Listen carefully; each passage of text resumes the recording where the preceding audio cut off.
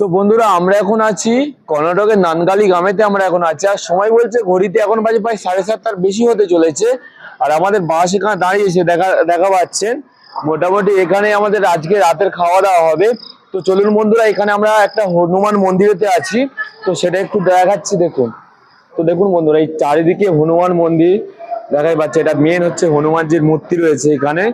এখানে মোটামুটি নতুন আরো তৈরি হচ্ছে, বড়ভাবে দেখাই পাচ্ছেন এখানে তৈরি হচ্ছে, দেখুন বন্ধুরা। আর সামনে এখানে মেন হনুমানজির মূর্তি দেখা পাচ্ছেন আপনারা, সামনের দিকে হনুমানজির মূর্তি রয়েছে। আর এদিকে আমাদের সবাই বাসের লোকজনরা সবাই শুয়ে পড়েছেন, দেখাই পাচ্ছেন। তো চলুন আমি একটু আপনাদের দেখাই, যেখানে আমাদের রান্না হচ্ছে সেটা একটু দেখাই, চলুন। তো বন্ধুরা, এর আগে তো আমরা মহীশূর থেকে আমাদের বাস ছাড়া হয়েছে সকালবেলা।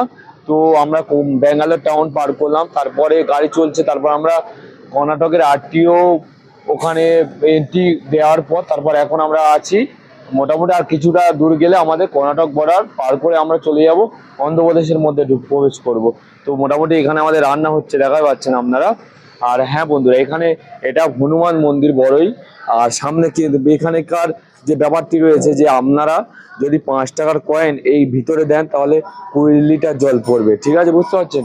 তো বন্ধুরা, এবার তো আমরা যাচ্ছি, হ্যাঁ আমরা তো যাচ্ছি বিজয়বাড়া, মানে ওখানে কনক দুর্গার দর্শন করব।